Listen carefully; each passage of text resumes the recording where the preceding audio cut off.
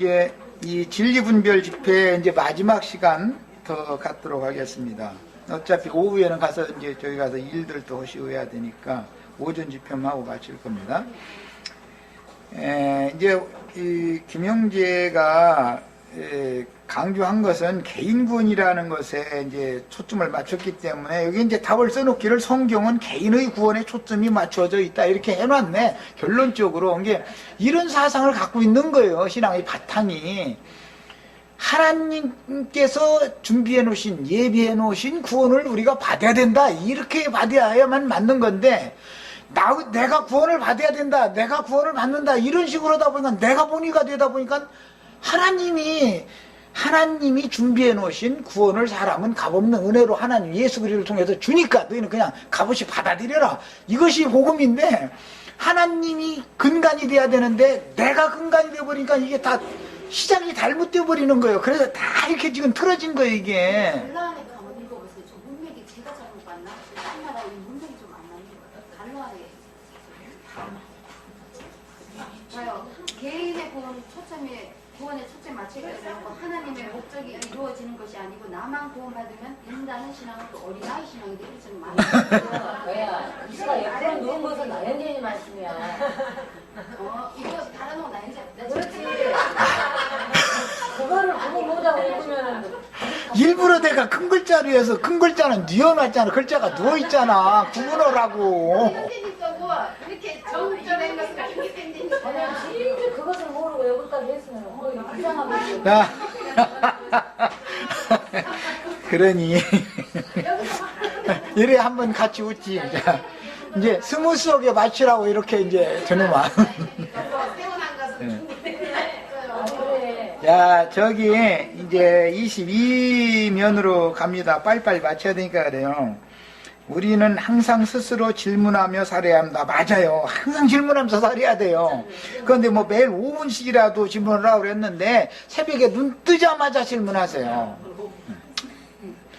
내가 지금 어디에 와 있고, 내가 어제 형제님을 만나서 모임 중에서 이런 말을 했는데 이것이 정말 합당한 말을 한 건지, 특히 인도하는 형제들은 장로 형제를 어떻게 대한 거에 대해서 책임을 져야 돼요. 주님 앞에서. 이것은 물르거나 없앨 수 없는 거예요. 그게 말이라는 건 세상에서도 어떤 말을 내뱉으면 책임져야 되잖아요. 그런데 그런 거에 대해서 우리 형제들이 정말 많이 배워야 돼요. 앞으로 내가 그 자리에서 맞받아 쳐버리면 다투는 것이 되기 때문에 쟤도 못하고 이러고, 이런 글 읽고서도 내가 댓글 못 쓴 거나 똑같은 입장이라고 내 마음이 막 속에서 이거는 아닌데 이러면 안 되는데 하지만 그렇게 맞다닥칠 수 있는 위치가 아니잖아. 나의 위치에서는. 그러니까 그냥 이렇게 잠잠히 있는 건데, 그렇다 해가지고 천지사방 구불도 않고 그냥 묵분해진 것도 없고 내 옆에 누가 있는 것도 상관없고 막 내 입에서 나오는 대로 내뱉어버리고 휘둘러버리고 그렇게 방자해서는 안 되는 거예요. 절대. 사람이 인생을 살면 그렇게 살면 안 되죠. 당연히. 이런 말은 우리 지체들도 아주 잘 새겨 들어두셔야 돼. 하나님 앞에 사는 것이 뭔가를 배워야 된단 말이에요. 사람이. 인생을 사는 것도 앞이 다르고 뒤가 다르고 이렇게 살면 요거도 먹게 돼 있어. 그 사람 성공 못해. 다만 아직은 기회를 주셔서 우리가 내일 당장 죽지 않기 때문에 앞으로 사는 날 동안은 돌이켜가면서 그렇게 막 살지 말아야지. 그러면 또 이제 그게 은혜니까. 내가 입이 없어서 귀가 없어서 아무데도 않고 이러고 하고 이렇게 한 게 아니에요. 난 많은 걸 생각을 해봐야 되는 입장이기 때문에 할 수 없이 이렇게 하니까 결국은 내가 그렇게 여기까지 오게 한 게 아니라 이런 분위기로 계속 몰아가니까 난들 떠밀린 거 아니야 지금. 이럴 때 나는 내가 내 인생의 10월달 그렇게 시간 안 가는 10월달 난 처음 경험해봤어 아주. 나도 그만큼 더 많이 배우라고 주님 이렇게 하시는 거예요. 네가 그만큼 네 하나님 보실 때 너 덜 떨어졌단 말이야. 아직 멀었다. 이제 이 경고죠. 당연히. 그리고 이런 모든 책임은 나에게 있는 거지만 앞으로란데도 우리는 이제 경각심을 가지고 깨서 이런 지난 실패를 반복하면 안 되겠다. 이런 것을 지금 난 꼭 말해주고 싶어요. 그 다음에 사족을 달기를, 여기는 그 위에 나는 부활 생명으로 실존적 삶을 사는가 하고 질문을 해놨는데, 아니면 내일로 미루고 있는가 그랬는데, 실존적 삶이라는 것이 믿음으로 행하는가, 지금 이 말을 한 걸 것 같아요. 진리 안에서 행하는가, 성령을 따라 사는가, 이제 이 말인 것 같은데, 지금 김영재가 이렇게 말하는 것은 나는 천년 왕국에서 지금 현재 천년 동안 왕노릇 하고 있다, 이것을 전제로 이 말 한 걸 거 아니요. 이건 이건 참 말하기가 너무 그렇잖아. 실존적 삶을 정말 산다면 나한테 이렇게 하면 안 되죠. 노골적으로 말하자면 저 나라로 해서 말이야, 형님 나는 이런 문제를 이렇게 지금 이해하고 있는데 형제님이 가르친 거와 내 생각은 이렇게 다릅니다. 이렇게 나왔어야 되는 것이지, 이렇게 막 내질러 버리고 나중에는 누구도 수습할 수 없는 지경까지 몰아가놓고 나서, 뭐 물론 거기에 뭐 동조해주는 이제 뭐 이게 뭐 사람들이 이제 있다 보니까 아마 이제 그렇게 된 건데, 이것도 그렇다고 해도 전화라도 한번 해야 되는 거예요. 못 만나면은, 아니면 형님 좀 오시라고 내가 맛있는 거 사드릴게 하면은, 맛있는 거 사준다는데 왜 안 가? 얼른 가야지. 가서 말이야, 좀 얘기 좀 들어보자. 이렇게 시끄럼 피지 말고, 이건 진리 분별 문제니까 형제들하고 내가 만나서 형제들이 질문 내가 다 받고 명쾌하게 그때그때 답하겠다. 그 자리에서 이틀을 가든 3일을 가든. 그러니까 그렇게 좀 하자. 그랬더니 뭐 이렇게 저렇게 핑계대서 빠져버리고, 결과적으로 이렇게 뒤에서 당겨가지고 이렇게 하고, 또 거기에 동조해줘서 서울까지 동조돼서 이 난리를 내고, 이렇게 결국은 튀어오르는 말이 하는 소리가 말이야, 저 한다 소리가 애써서 길러놓고 해놨더니 말이야, 조용히 나가라고 이딴 소리는 하고 앉았고 말이야. 이거는 다 우리가 한번 생각해 봐야 돼. 이제 뭐. 나 지방교회 생활할 때 거기서 쫓겨날 때 조용히 나가라 소리 들었고, 여기서 지금 또 들었어요. 2번째 들어요. 근데 그 말을 하는 배경 속에는 이미 이 교회는 내 것이다 라는 야심이 거기에 딱 들어있다는 것을 나는 딱 읽는 거예요. 그래도 내가 거기서 맞닥뜨리면 안 되기 때문에 안 되도 않고. 이런데 이거는 사람이 뱉을 말이 있고, 여기까지 올라왔지만 못할 말이 있는 거예요. 아무 말이나 나온다 해서 함부로 그렇게 해야 되면 안 되는 거예요. 이래가지고서 다음에 좋은 낯으로 만난다는 것이 얼마나 힘들겠어. 나야 당연히 받아야죠. 그렇지만 본인이 나에게 접근하기가 얼마나 어렵겠냐 이 말이야. 일을 이렇게 만들어 놔버렸잖냐 이 말이야. 사람은 뭐든지 지나버리면 안 되는 거야. 지나버리면 조금 무지한 게나 언제나. 여기 보면 이제 나는 개인적으로 나영재님과 전혀 불화하고 싶지 않다 그랬는데, 이 말은 본인의 의견에 그냥 이게 접목시켜서 봉합을 해다고 그 말인 것 같아. 그건 진리 분별의 문제인데 3, 4년 동안 나와는 아무 얘기도 없이 이러고 막 이렇게 가르쳐 놓고 나서, 이런 사단을 일으켜 놓고 나서 이것을 적당하게 하자 이제 이 말인데, 이게 적당하게 해결이 될 문제냐고. 이게 영혼들이 지금 죽느냐 사느냐의 문제가 걸린 이 중차대한 문제인데, 이건 말도 안 되는 소리죠. 그러니까 나는 대꾸하는 대신에 진리를 분별시키는 글을 계속 날마다 한 편씩 그때 올렸었던 거 아니야. 이거 내가 하는 말은 이런 뜻이었으니까 이것만 읽어보면 알 수 있지 않겠나 싶어서. 그랬더니 뭐 보지도 않는지, 뭐 보고도 이해가 안 됐는지, 뭐 나도 더 이상 어떻게 해. 그 다음에 천년왕국을 설정해놓고 이 형제가 지금 말하기로 했어요. 이런저런 많은 이론들을 만들어낸다. 나영재님이 굉장히 우려스럽다. 이렇게 이제 결론을 이렇게 놨는데, 천년을 다스리는, 천년이 차기까지 천년이 참회라는 명백한 말씀이 나왔는데, 그 자체를 해석을 임의로 엉뚱하게 해서 그게 붙잡혀서 문제인 것이지, 성경을 있는 대로 믿는다면 뭐가 문제가 돼? 천년을 왕으로서 다스린다 그러면 천년을 다스리는 왕국이 있으니까는 당연히 천년을 왕들이 다스리는 것이지, 왕이 나라를 다스리는 것이, 왕이 뭘 다스려? 허공을 다스려? 나라가 없는데? 이런 억지 주장을 해가면서 억지를 쓰면 되냐 이 말이요. 더구나 1000년 동안은 마귀를 무적행에 가둬 놓는다 그랬고 1000년이 차면 마귀를 잠시 또 풀어놓는다 그랬는데 지금 현재 왕으로 다 하는 사람들이 1000년이 차면 또 어떻게 되는 거예요? 자기네들은 이미 벌써 1000년을 다 차 있다는데 이거 인정 안 해요. 어떻게 또 이게 돌대책 앞뒤가 안 맞잖아. 말 자체가 본인의 말을 본인이 해명할 수 있는 거리가 지금 없는 말들이잖아. 1000년을 이미 살고 있고 1000년 지나서 지금 7012년째 우리가 살고 있고 이렇게 나왔는데 그러면 그동안에 마귀가 무적행에 1000년 동안 갇혔다가 지금 또 이제 새로 잠시 풀려났는데 그럼 이거 한번 해석 좀 한번 해. 어떻게 라는 말이야 도대체 이게. 그리고 곡과 마곡의 전쟁이 1000년이 사고 났으면 곡과 마곡의 전쟁이 일어났어야 되잖아. 1000년 지났으니까 12년 전에 곡과 마곡의 전쟁이 끝났어야 되는 거예요. 지금 말하자면 이건 어떻게 해석할 거예요?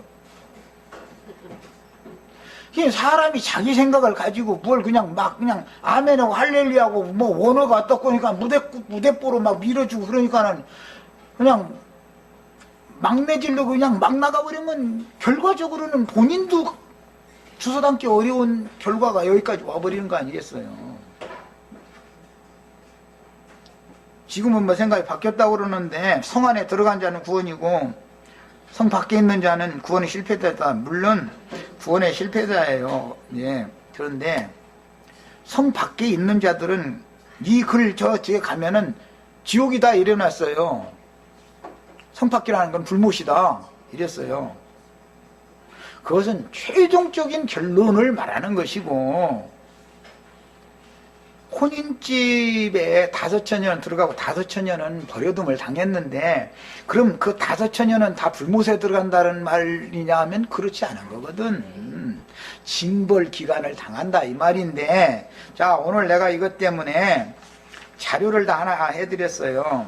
뭐 이제 이상수 형제님과 헤어진 거 여기가 쭉 이어졌지만 이것은 첫째는 김영재는 내가 이상수 형제님과 헤어지게 된 그걸 잘 모르고서 지금 하는 말이고 첫째는 교회관이 달랐고 그 다음에는 부활 승천 재림에 관한 것이 달랐고 이기는 자에 대한 개념이 달랐고 휴거를 나는 기독교식의 휴거는 없다. 이상수 형제님은 자기는 죽음 보지 않고 휴거된다고 자꾸 했어서 그렇지가 않다. 응?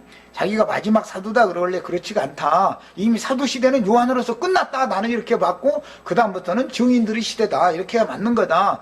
어떻게 이상수 형제님이 만약에 돌아가시면 그럼 이 세상에는 사도가 없다는 얘기인데 그게 말이 안 되는 소리다. 이런 식으로 하면 독단이 되지 않냐. 이런 여러 가지 것이 지금 지방교회에서 나와 부딪혔었던 것인데 이제 김영재님은 나와 지방교회 부딪힌 거에 대해서 모르니까 뭐 사도 문제 때문이었다고 얘기해놨는데 그렇지는 않아요. 제일 중요한 건 교회관이 달랐던 거예요. 지방입장이라고 하는 교리를 받아들여서 지방입장이라고 하는 그 교리를 받아들인 무리 안에 들어오면은 몸 안에 있고 그들과 함께 모이지 않으면 몸 밖에 있는 자들이다 했기 때문에 이거는 아니다 말이야. 예수 그리스도 피로 사신 바된 성도들은 다 교회 안에 있는 거다. 그런데 그가 어느 지역에서 하나님이 살도록 안배하셨기 때문에 그 지방의 교회에 속해 있는 것일 뿐이지 지방 입장이라는 걸 한 번도 들어본 적이 없는 사람이라도 예수를 믿음으로 구원을 받았으면 주 안에 몸 안에 붙은 지체인 것이기 때문에 우리는 마음을 넓혀야 되겠다. 나는 이것을 주장을 했고 그 형제는 지방 입장이라는 교리를 자기가 가르치는 그 교리 체제 안으로 들어와야만 몸 안에 있는 지체다라고 계속 주장했기 때문에 이것은 아니다라고 했던 거예요. 제일 중요한 것은 그 교회관이 달랐던 것이고 그 다음에는 부활 성천 재림이라고 하는 것도 이게 달랐던 거예요. 내가 보는 것과 휴거 뭐 이런 것을 난 육신적인 휴거로 이런 걸 믿지는 않았으니까 그건 부딪힐 수밖에 없었죠. 오죽하면 내가 이상수 형제님 말이 반드시 돌아가신단 말이야. 그랬더니 뭐 내가 거기서 쫓겨나가지고 한 10년 후에 돌아가셨다고 그러더만 돌아가셨는데도 여전히 또 그 무리는 자기네 그 주장을 안 버려.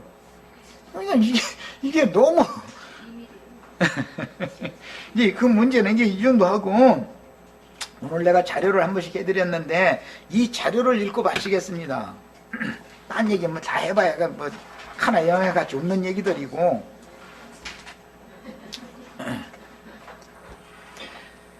인자로 오셨던 예수님이 육신으로 한 번 오시고 영으로 한 번 오신다는 기본 사상. 네. 그래서 성경에는 예수님이 2번 난 것이 분명히 기록되어 있어요. 마리아라는 그 처녀를 통해서 인자 예수, 육신의 예수가 한 번 나아졌고, 사도행전 13장에는 너는 내 아들이라 오늘날 내가 너를 낳았도다는 그 시편 말씀을 인용해서 부활의 날 하나님이 또 한 번 낳았다는 거예요. 분명히 성경에는 예수를 인자 예수 한 번 나고 인자 같은 이로 한 번 또 낳았다. 예. 이것을 정확하게 알아야 돼. 예. 그래서 여기 이제 자료를 해드렸어요. 인자 육신의 예수님의 오심과 인자 같으니 그 영이 되신 예수로 2번째 오시는 거다. 첫 번째 오심은 죄를 없이 하려고 오시는 것이고, 2번째 오시는 것은 죄와 상관없이 다시 오신다. 이렇게 돼 있어요. 분명하게 이렇게 돼 있어요. 자, 그러면 이제 흔히 기독교식으로 말하자면 초림, 재림 이렇게 말하는데, 초림이라는 건 육체로 오셔서 하나님의 모든 예언된 구속을 이루신 예수지요. 그 이루신 사실을 시간, 공간을 초월해서 복음을 듣고 믿는 자들에게 적용하러 그 영이 오시는 거예요, 이제는. 그래야 우리까지 구원을 받는 거예요. 그 영이 오셔야만.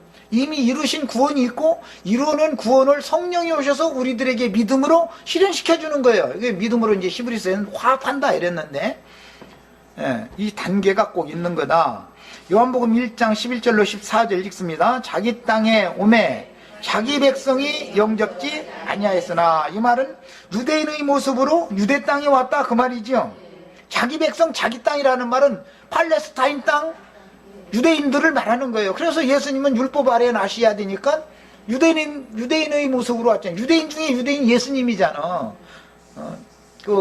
요셉도 유대인이고 유대 지파 사람이고, 마리아도 유대인이고 유대 지파 사람이잖아요. 유대인 중에 유대인이 예수님이에요. 그래서 그렇게 오신 거예요. 그런데 자기 백성이 예수님을 영접하지 않았다고 그랬어요. 영접하는 자 곧 그 이름을 믿는 자들에게는 하나님의 자녀가 되는 권세를 주셨으니, 이는 혈통으로나 육중으로나 사람의 뜻으로 나지 아니하고 오직 하나님께로부터 난 자들이니라. 말씀이 육신이 되어 우리 가운데 거하심에, 여기 말씀이 육신이 되어 오신 분은 인자 예수지요. 여기 거하심에라는 것은 장막을 쳐주심에예요. 이게 여러 번, 지난번에 내가 그 장막에 대해서 말씀드렸죠. 그러면 육체로 오신, 육체가 장막이 될 수는 없겠죠. 너희는 내 안에 거하라 이렇게 말할 때, 예수님은 육체로 오셨지만 예수님을 옹이한 많은 천천만만의 12 정도 더 되는 천사들과 함께 오셨어요. 천사들이 장막이 되어주는 거예요. 예수 안에 들어간다라는 말은 예수님을 옹이하고 있는 천사들과 그 안에 우리가 영적으로 하나가 한 집을 세운다 그 말이단 말이에요. 예수님의 몸이라는 건 이제 주님의 집이니까 나라도 되고, 예. 우리가 그의 영광을 보니 아버지의 독생자의 영광이요 은혜와 진리가 충만하더라. 아버지의 이름으로 오신 사람 예수는 인자였죠. 인자 예수는 나는 아버지 이름으로 왔다 그랬잖아요. 자, 고린도전서 15장 45절로 47절에 기록된 바 첫사람 아담은 생명이 되었다 함과 같이 마지막 아담은 살려주는 영이 되었나니, 그러나 먼저는 신령한 사람이 아니요. 그러니까 첫 아담은 신령한 사람이 아니고 육신에 속한 사람이다 이 말이죠. 육의 사람이요 그 다음에 신령한 사람이니라. 여기 다음에라고 할 때는 육체로 오신 예수가 아니라 영으로 오신 예수. 영으로 오신 예수는 인자 같은 이로 오신 것이지 인자로 오신 건 아니죠 이제. 자, 부활의 날 2번째 나신 아들이 우리에게 오신 거예요. 마리아를 통해서 낳은 아들은 자기 땅 자기 백성에게 오셨던 거고, 역사적으로 우리에게 오신 이는 인자 같은 이가 오신 것이지 인자가 오신 게 아니잖아요. 첫사람은 땅에서 났으니 흙에 속한 자이거니와 둘째 사람은 하늘에서 나셨느니라. 자, 사망 권세를 이기고 부활하신 후에 다른 모양으로 지자들에게 나타내신 이분은 인자 같으니다. 사도행전 13장 33절에는 오늘날 내가 너를 놔두다, 이 말씀이 그 부활의 날 낫다고 되어 있죠. 그 부활의 날 이 말씀이 나왔으니까, 그게 인자로 오신 예수와 인자 같은 이로 오신 예수는 두 번 낮았다라는 걸 알아야 된다 이 말이에요. 자, 요한복음 5장 43절로 44절, 나는 내 아버지의 이름으로 왔음에. 예수님은, 인자 예수님은 예수 그리스도의 아버지, 조물주죠. 그 말씀, 그분의 이름으로라는 건 그분의 성품, 인격으로 왔다, 이제 그 말이에요. 너희가 영접하지 아니하나 만일 다른 사람이 자기 이름으로 오면 영접하리라. 그 말은 나는 그러라 하는 사람들은 많은 사람을 따르게 할 수 있는 능력과 권위가 있다, 이제 이 말이겠죠.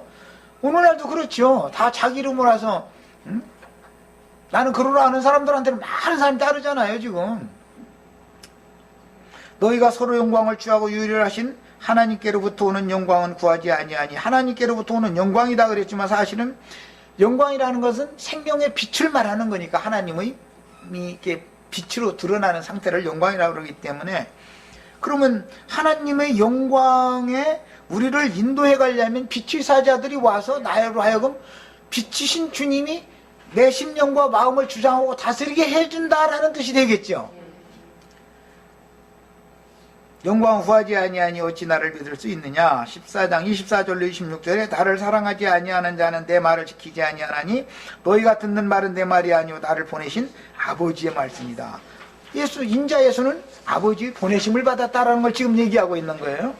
야, 인자 예수님이 부활하신 날 저녁에 제자들에게 오셔서 숨을 내쉬며 가라사대 아버지께서 나를 보내신 것 같이 나도 너희를 보내노라. 두 번째는 사도들을 또 보내는 거죠 이제.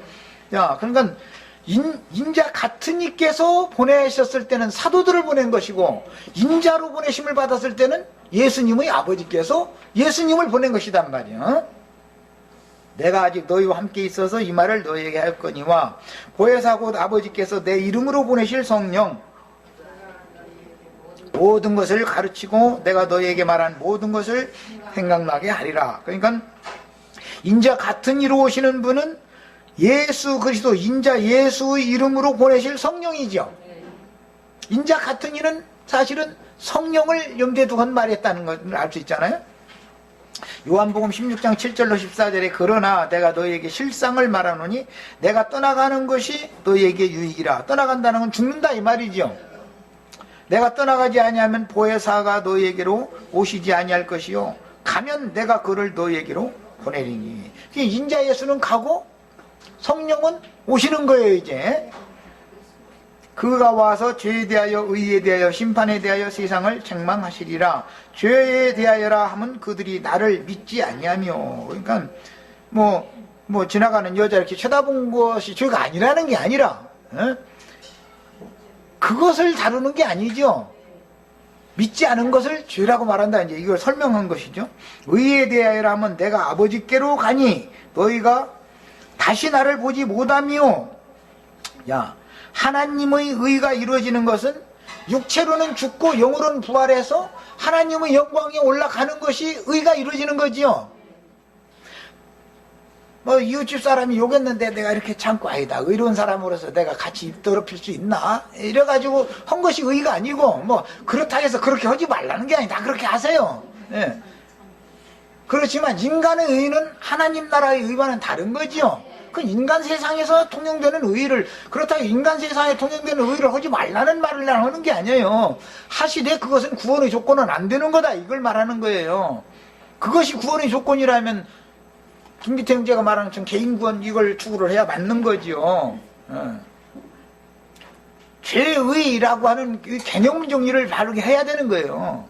성경이 말하는 그 개념 정리를. 그 다음에 심판에 대하여라 하면 이 세상 임금이 심판을 받았습니다. 예수 안에서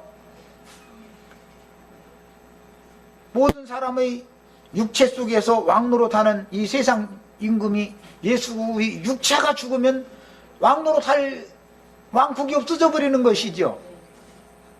육체가 살아있을 때나 세상 임금이 주장하고 다스려서 왕노릇 할 수 있지만, 육체가 죽어버리면은 왕노릇 못 오는 거 아니야. 그 나라를 잃어버린 거 아니야, 마귀가.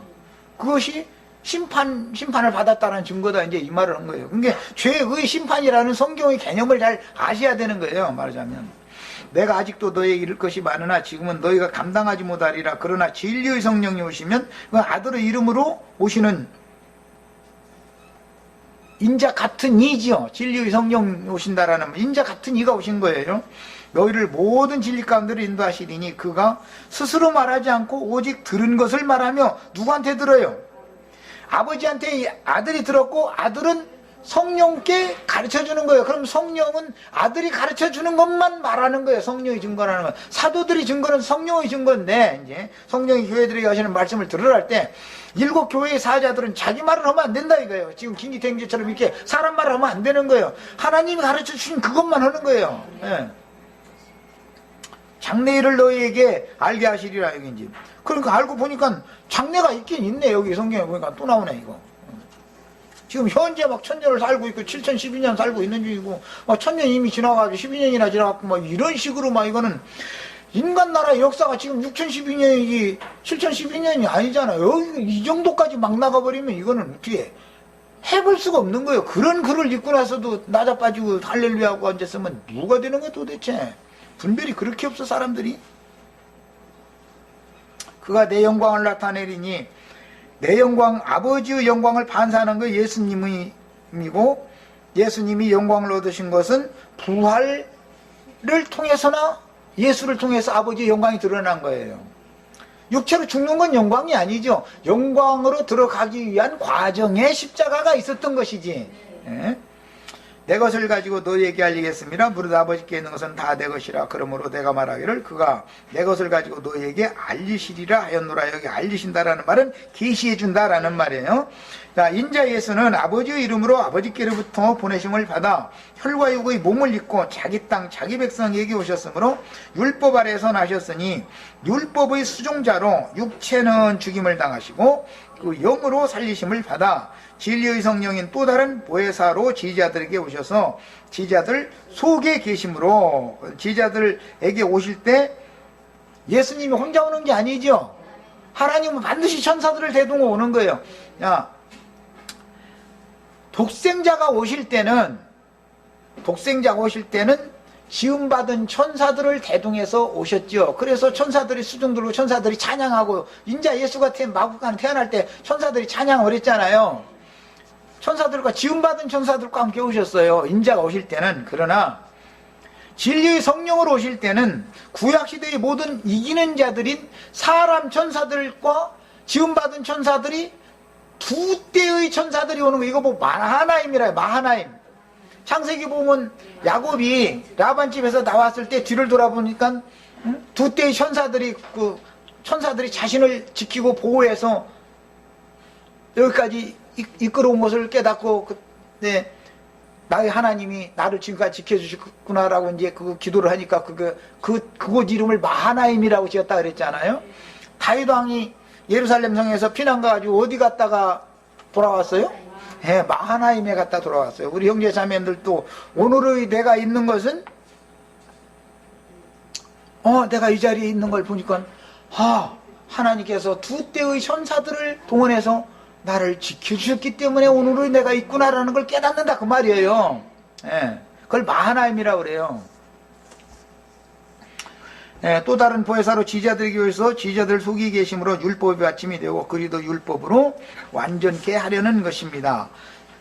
사도행전 7장 55절로 56절에 스데반이 성령 충만하여 하늘을 우러러 주목하여 하나님의 영광과 및 예수께서 하나님 우편에 서신 것을 보고 예수님이 승천하셨는데 이제 여기 하나님 우편 얘기가 여기 나와가지고 이제 기독교계 삼일체론 이거 그냥 전하면 참 복잡해 죽겠어 아주. 가운데 자리는 하나님 아버지가 앉아있고 오른편에는 예수님이 앉아있고 왼편에는 성령이 앉아있다가 성령은 왔고 이제 그럼 왼편은 비어있는 거 이제 오른편 예수와 이제 예수가 어느 날 이제 또 딴 따라 물어가면서 천사들 앞에 올 거예요 이제. 그럼 이제 아버지는 혼자 가운데 계속 혼자 앉아있어야 되는 거예요 이제. 이게 기독교계 삼일체 사상이죠. 참 이거 복잡해 아주. 성경에서 우편, 이 오른편이라는 것은 늘 능력, 권위를 말하는 거고, 왼편이라는 건 육의 편이니까 그건 영의 편이 아니고, 이것은 능력과 권위가 영적인 능력과 권위보다 육적인 능력과 권위를 말할 때는 왼편이라고들 말하는 거예요. 왼편 강도, 뭐 오른편 강도 할 때 이게 영적인 사람, 육적인 사람, 그런 표현이 되는 것이죠. 맞으면.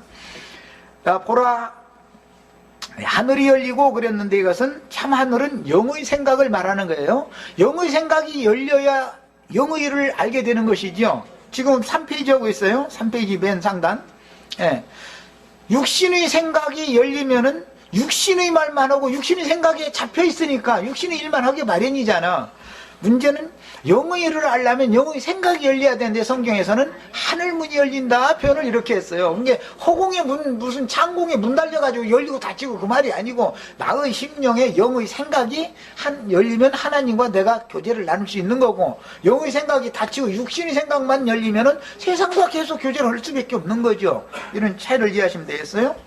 자, 신약시대의 선교자인 스데반 형제님은 구속을 이룬 후에 승천하여 하나님과 함께 하늘에 올라 계신 예수님을 보았는데,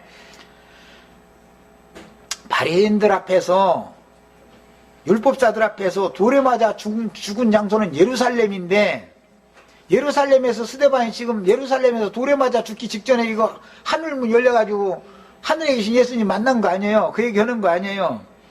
그런 걸 보니까 하늘과 땅이 연결된다고 하는 것은 사람의 영의 생각이 열리면 하나님이 계신 보좌와 나 사이가 교통이 회복된다는 걸 알 수 있는 것이죠. 육신의 몸을 벗고 또 다른 모양으로 제자들에게 나타내셨던 예수님은 이때는 감람산에서 승천하여 하늘의 아버지께로 가셨다가 아버지와 함께 그 영으로 강림하여 스데반의 안에, 스데반의 영 안에 임재하고 계셨던 것입니다. 그게 스데반의 영 안에 계신 주님을 스데반이 하늘문이 열려가지고 인자가 서 계신 것을 내가 본다, 그 말은 자신의 영 안에 계신 주님을 봤다는 뜻이지, 허공 어디에 앉아있는 예수님을 봤다 그 말이 아니잖아 지금. 예. 그 다음에 이 광경에 큰 충격을 받았던 사울이라 하는 바울은 다메섹으로 가는 노상에서 육체를 떠나셨던 하나님이 육체에게 그 신을 부어주시는 예언들을 이루신 하나님의 경륜을 깨우쳐 주려고 햇빛보다 더 밝은 생명의 빛으로 찾아와 만나 주셨으므로 자신을 찾아오신 주님을 만난 바울은 눈을 덮고 있던 비늘이 벗어지게 되었고, 이제 내가 믿음으로 사는 것은 내 안에서 그리스도께서 사시는 것이라고 증언하게 되었습니다. 이 기독교계 이 문제도 굉장히 오해가 있는데, 나는 없어져 버리고 예수님만 산다는 말이 아니죠. 나라고 하는 그릇 속에 그리스도께서 오셔서 왕으로 나라는 그릇을 그분이 이제는 주장하고 다스리게 되었다, 이걸 말하는 것이지, 그냥 나는 죽고 예수만 자꾸 이래서 왔는데, 나는 죽고 예수 함께 죽고 그리스도 함께 부활되어져 있는 사람 속에나 그리스도가 함께 살 수 있는 것이죠. 옛사람인 내 속에는 마귀가 함께 살았었는데 나라고 하는 존재 자체가 없어지는 걸 말하는 게 아닌 거예요. 그러니까 예, 나라는 존재 자체가 없어지면 얘기가 안 되는 얘기죠. 아무것도 안 되는 얘기죠. 예, 늘 십자가에서 눈물 흘려 사는 사람들 치고 교리적으로 나는 죽고 예수만 막 이제 그래서 왔는데, 내 안에 그리스도께서 산다는 것이 이렇게 말해야 맞는 거예요. 새 사람인 내 안에서 그리스도께서 사신다. 옛 사람인 내 안에서는 세상신 마귀가 살고 있었다. 이렇게 해야 맞는 거죠. 자, 그 다음에 아들의 영을 보내어 하나님을 아바 아버지라고 부를 권세를 받은 참 제자들은 하나님의 자녀들이요 참 아들들이니, 예수 그리스도께서 자신의 영과 마음에 나라고 하는 그릇 자체는 없어지면 아무것도 아닌 것이다. 없어지지 않는 거예요. 하나님이 목적을 위하여 지어주신 영과 혼이라고 하는 이 그릇은 마귀와 영원히 살든지 그리스도와 영원히 살든지 누구를 영접해서 영원히 살 것이냐라는 걸 지금 성경이 가르치는 것이지, 나라는 존재 자체가 없어지는 게 아니에요. 영혼이라는 것은 소멸되는 일이 없어요, 절대로. 자, 그 다음에 계시록 1장 13절 촛대 사이에 인자 같은 이가 발에 끌리는 옷을 입고 가슴에 금띠를 띠고 그랬고, 14장 14절로 16절에 또 내가 보니 흰 구름이 있고 구름 위에 인자와 같은 이가 앉으셨는데 계시록 1장 13절에도 인자 같은 이라고 되어 있죠? 인자라고 되어 있지 않고, 그 다음에 계시록 14장 14절로 16절에도 구름 위에 인자와 같은 이가 앉았다 이렇게 말했지, 인자라고 하지 않았죠. 인자 같은 이는 부활하심으로 다른 모양으로 제자들에게 오셨던 빛으로 계시는 예수를 말하는 것이지 육체로 오신 예수를 말하는 게 아니다. 인자 같은 이는 빛으로 오신 예수지요. 인자는 육체로 오신 예수지요. 이걸 잘 구분할 줄 알아야 된다. 빛이신 예수 그리스도께서 우주를 다스릴 때, 어둠 세계를 다스릴 때는 빛의 사자들을 보내서 어둠을 빛으로 밝게 해서 통치하는 거예요. 빛이 임하면 다 모든 게 정지된다. 지난 시간에 내가 강조해서 이거 말씀드렸는데, 이것을 왕노릇이라고 그런다 이 말이에요. 빛이 어둠을 이기는 것이 왕노릇 하는 거예요. 자, 또 다른 천사가 성전으로부터 나와 구름 위에 앉은 이를 향하여 큰 음성으로 외쳐 이르되, 구름 위에 앉은 이는 인자가 아니고 인자 같은 이였었어요. 예. 당신의 낫을 휘둘러 거두소서, 땅의 곡식이 다 익어 거둘 때가 이르렀음이니이다 하니 구름 위에 앉으신 이가 낫을 땅에 휘두르매 땅의 곡식이 거두어지니라. 이건 이제 추수다 그러는데, 추수는 인자가 하는 추수가 있었고 인자 같은 이가 하는 추수가 있죠. 인자도 오셔서 요한복음 4장에 보면 추수 때가 되었나니 눈을 들어 밭을 보라 휘어져 추수하게 되었도다. 이미 인자가 추수를 시작했죠. 마무리 추수를 하는 건 인자 같은 이가 하는 거예요. 두 단계가 있는 것이단 말이에요. 이런 것을 꼭 바르게 이해하는 게 필요합니다. 인자로 오셨을 때는 유대인들이 거주하던 팔레스타인 땅에 오셨지만 구속을 이룬 후에 그 영이 되어 오신 이는 또 다른 모양으로 오셨으니 그분은 인자 같은 이라고 표현하며, 성령이 교회들에게 말씀하시는 것은 인자 같은 이가 되신 예수께서 교회들을 위하여 그 종들을 보내어서 하시는 말씀들입니다. 인자가 하는 말씀을 우리는 듣는 게 아니죠. 인자 같은 이께서 그 사자들을 통해서 증거하시는 중이에요. 지금은. 자, 계시록 말씀들은 구속을 이룬 후에 아버지와 함께 참 지자들의 속으로 재림하신, 이미 재림하셨죠. 주님께서 그의 영의 말씀으로 교회들에게 하시는 말씀이니, 모든 교회들은 그 영이 일곱 별들, 일곱 눈, 일곱 영이라고 됐어요. 일곱 별들을 통해서 교회들에게 하시는 말씀을 들어야 하는 것은, 인자 같은 이가 되신 예수 그리스도는 그 당시부터 지금까지 교회들을 위하여 그 사자들을 보내요. 이 사자들이 빛의 사자들이죠. 두 무리단 말이야. 한 무리는 지음받은 천사들도 있고 한 무리는 사람 천사들도 있어요. 사자들을 보내어 그 종들을 통해서 말씀을 하시는 것이다. 그 다음에 인자 예수는 천국의 씨를 심었고 그 영을 받은 제자들을 보내어 거두게 하셨으며, 육신의 몸을 입고 자기 땅 자기 백성들에게 오셨던 인자 예수는 그 영이 되어 제자들에게 그 사명을 맡겨서 아버지께서 예수를 보내신 것과 같이 그 영께서 제자들을 파송하시니, 이방인들에게도 믿음의 말씀 구원의 말씀이 증거되었고 사도들이 증거하는 말씀인 성령의 말씀으로 이방인들도 구원을 얻는 새 시대가 온 거예요. 이것을 교회 시대다 그래요. 로마서 10장 8절에 그러면 무엇을 말하느냐? 말씀이 네게 가까워 네 입에 있으며 네 마음에 있다 하였으니 곧 우리가 전파하는 믿음의 말씀이다. 예수님이 전파하는 말씀으로 구원받는 게 아니죠. 지금 이 시대는 사도들을 통해서 인자 같은 이께서 증거하는 말씀으로 지금 우리는 구원을 받는 거예요. 이방인들은 예수님 오셨을 당시 구원받으려면 예수님을 만나고 예수를 믿었어야 되는 거예요. 사람 예수를. 그러나 지금은 인자 같은 이를 믿어야 되는 거예요. 이해되셨죠? 야, 고린도후서 4장 5절에 우리를 전파하는 것이 아니요 오직 그리스도 예수의 주 되신 것, 또 예수를 위하여 우리가 너의 종된 것을 전파함이라. 이게 사도들이 전파하는 것은 예수 그리스도 그분에 대해서 전파를 하는 거였었어요. 만약에 우리 형제 자매님들에게 나를 증거를 하면 자기 이름으로 온 자지요, 이거는. 그러면 사람들이 그런 말을 하면은 그 입부렁은 귀를 긁어주기 때문에 사람들이 많이 산뜻하게 들리는 것이 있는가 봐, 아마. 그 영이 되신 주님의 보내심을 받은 사도들은 믿음의 말씀, 구원의 말씀을 전파할 때 자기들의 이름을 앞세우지 않고 오직 그리스도 예수의 주 되신 것과 또 예수를 위하여 너희가 우리가 너의 종된 것을 전파한다 그랬어요. 그러니까 우리는 사람을 따르지 말고 진리의 증거를 따르려면은 반드시, 이제 저 6페이지로 시간이 없어서 빨리빨리 마무리를 하려고 그래요. 반드시 성경의 그러한가를 따라야 되는 거예요. 사람이 어떤 말 짠뜻하게 한다 해가지고 귀 긁어주는 말은 다 그냥 비까번쩍하게 돼 있어요. 얼핏 듣기에는. 그러나 나중에 보면은 그게 전부 나의 영혼을 망가뜨리는 사람의 교훈이란 건 다 그런 거예요. 이걸 꼭 이해를 하셔야 되겠어요. 6페이지 하단부터 보겠습니다. 천년왕국이 없다, 이제 뭐 이런 얘기 때문에 여기까지 왔기 때문에 오늘 마무리 하려고 그래요. 천년이 왜 필요하냐, 천년 왕국이 왜 필요하냐라는 것을 이해시키려고 지금 마무리 시간을 갖는 거예요. 레위기 12장 2절 5절을 제가 인용을 했어요. 이스라엘 자손에게 말하여 이르라, 여인이 임신하여 남자를 낳으면 그는 이래 동안 부정하리니 곧 월경할 때와 같이 부정할 것이며 여덟째 날에는 그 아이의 포피를 뺄 것이요. 그래서 이건 유대인들은 문자대로 이렇게 행하는 거예요. 그들은 이제 문자대로 행하니까. 이제 아들을 낳으면은 제 8일 되는 날은 성전에 아이를 데리고 가서 할례를 행해요. 그 이제 할례 의식을 행하는 거예요. 율법이에요.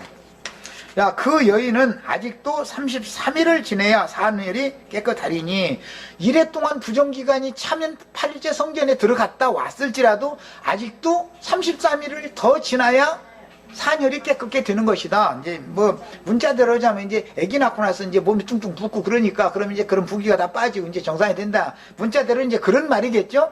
그럼 이것은 영적인 의미가 있는 것이다 이 말이에요. 자, 그러면 도와 7일 동안 부정 기간이 있고 33일 동안 부정을 정결케 하는 기간이 있으면 40일이 되겠죠. 아들 낳으면 40일 동안 부정한 거예요. 아들 낳으면 여자는 해산을 해야 구원받죠? 그거 해를 입은 여자는 남자를 낳잖아요, 아들. 계시록 12장에 해를 입은 여자가 남자를 낳잖아요.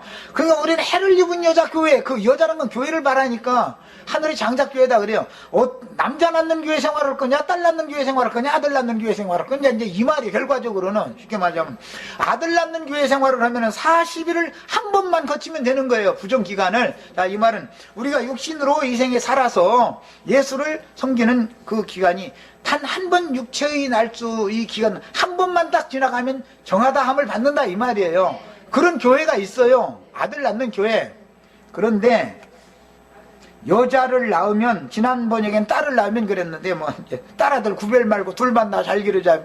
옛날에 박통이 그런 표도 만들었었는데, 자, 여자를 낳으면 그는 분일에 동안 부정하다. 그랬으니까 아들 낳으면 7일만 부정하고 딸 낳으면 14일이 부정한 거예요. 7일이 두 번 반복되는 거예요. 7일이.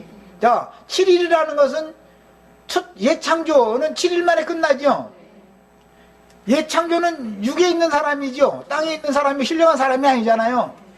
육에 있는 사람의 기간을 두 번 거친다 이 말이요. 딸 낳는 여자는 그 말이요. 신약으로 말하면 세속교계는 성 밖에 쫓겨났다가 천년왕국이라는 육체가 또 육체를 경영하는 한 시대를 지난 다음에나 정결케 된다 이 말이요. 세속교회는 하늘의 장작교회는 이 생에서 한 생애 동안에 완전히 정결함을 받는 것이고 그 말이요. 자, 그래서 딸을 낳으면 분일에 동안 부정하고 월경할 때와 같이 부정할 것이며 사녀리 깨끗게 되려면 66일이 지나야 된다 그랬으니까 14일에다 66일을 더하면 80일이 되죠. 80일은 시험 기간인 40일을 두 번 거친다 그 말이에요. 40일이라고 하는 건 육체의 고난 기간을 말하는 거예요.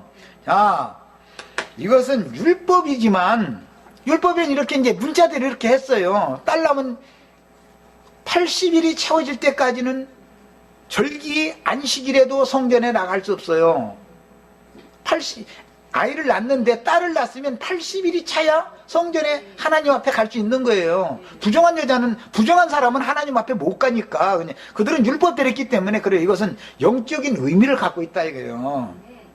7일이라는 숫자나 14일이라는 숫자나 40일이라는 숫자나 80일이라는 숫자라는 것은 하나님이 말하는 의도가 있는 것이다. 40일을 두 번 거치면 8이라고 하면 부활의 숫자가 되지만 40일이라고 하는 교회 시대에서 완성을 되어지면은 아들을 낳는 교회라면은 여기서는 그대로 천년왕국에 들어가는 거예요. 바로 곧바로 하나님 앞에 들어가는 거예요. 하나님의 영광 앞에. 그러나 하나님의 혼인집, 하나님의 영광 앞에, 아버지 영광 앞에 들어가지 못하는 것은 손밖에 쫓겨난다 이 말이요. 한 시대가 지나야 되는 거예요. 40일이라고 하는 육체의 고난기간의 시대가 한 번 더 지나야만 정하다함을 받는 거예요. 그러면 1000년이 찬 다음에 그때서 정하다함을 받아서 영세의 백성이 된다 이 말이요. 이게 예언이요, 예언. 이게. 그냥 성경을 전체를 알아야 돼. 무조건 있다 없다 이 말을 앞세울 게 아니라 성경이 왜 이런 율법이 있고 이런 것을 율법을 영적으로 어떻게 적용하는 이런 이치를 알아야 된단 말이야. 무지하면은 밀어붙이는 거야. 무지하면 밀어붙여서 되는 게 아니야. 하나님은 모든 것이 계획이 있고 그분의 뜻을 이루는 모든 말씀들을 다 예언을 다 해놨어요. 자, 그래 이제 어머니가 아들을 낳은 경우 7일 동안 부정함으로 하나님께 나가지 못하며 아들에게 할례의식을 행하기 위해서 아들을 낳은 지 8일 만에 성전에 나갈 수가 있으며, 아들을 낳은 여자는 절기나 안식일이 되면은 8일이 지났으면 아들을 낳은 여자 같으면 성전에 가서 제사를 해도 되는 거예요. 만약에 딸을 낳았으면 성전에 나가면 안 되는 거예요. 딸은 할례를 행하지 않지요. 14일이 지나서도 성전에는 들어갈 필요가 없어요. 딸은 할례를 안 하니까 결국은 80일이 차야 가는 거예요. 예배 드리러 가는 거예요. 가려면, 하나님의 영광 앞에 가려면. 뭔 말인지 아셨죠? 예. 그래서 할례를 받아서 온전다함을 받는 아들 낳는 교회 생활을 하는 것을 추구를 해야 되는 거예요. 반드시. 예. 아무 교회 생활을 해서 된다는 게 아니에요.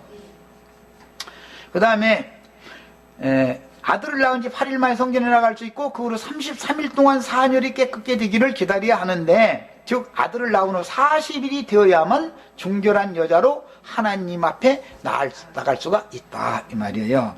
그러면 우리는 아들 낳는 교회 생활해가지고 그냥 40일 동안만 고난받고서 그냥 바로 그냥 하나님 앞에 들어가는 걸 추구해야죠. 당연히. 나 같으면 그래. 나 같으면 허실은 그만두고. 그러나 딸을 낳은 경우에는 14일 동안 7일이 2번이라는 건 예창조가 2번 지나간다 이 말이에요.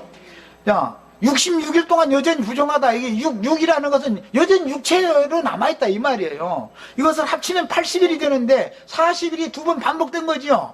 육체의 고난이 2번 지나간다 이 말이에요.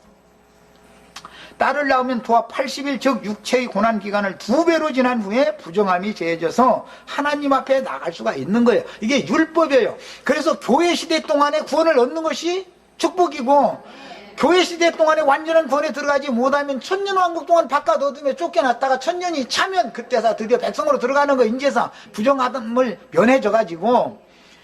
이런 율법에 근거하여 신약성경에서는 교회가 아들을 낳는 경우에는 육체로는 죽임을 당하여 그 영혼이 주님께 데려가심을 받고 이방인의 때가 차면 다시 살아나서 그리스도로 더불어, 여기는 더불어를 빼놨네, 제사장이 되어 그 1000년이 차기까지 왕노로 하게 되는 것입니다. 그러니까 그 1000년이 차기 전에는 다시 살지 못하는 자도 있죠.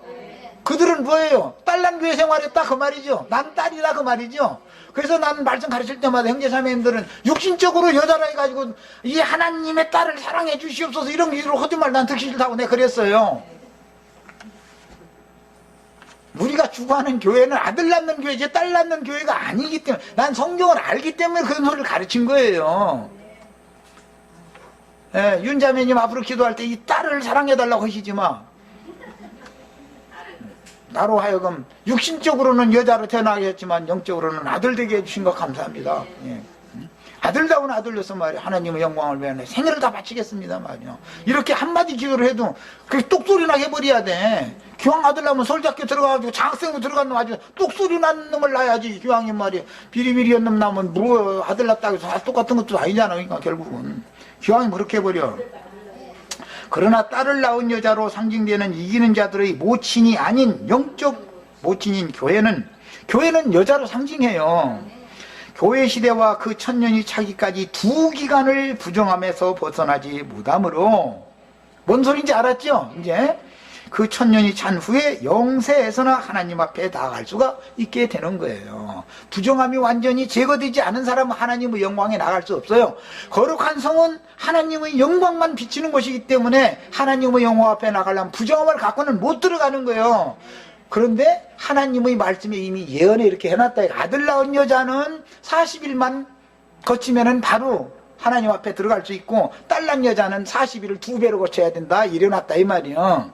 자, 해를 입은 한 이적의 여자로 상징되는 하늘의 장자교회와 세상의 7교회들이 무엇이 다른지를 바르게 깨달아야 하며, 영감을 갑절로 받아서 그 영과 신부가 오라 하시는 곳을 찾아가서 뱀의 낯을 피하여 남은 기간 생명의 양육을 받고 온전케 된 영들로 추수되어 하늘의 시온산에 올라가 혼인에 들어가는 신령한 축복을 다 받아야 되겠습니다. 우리 모두에게 지혜와 계시의 영이 임하여 진리를 아는 빛이 영과 마음에 충만되기를 기도합니다. 자, 여기까지 해서 마칩니다.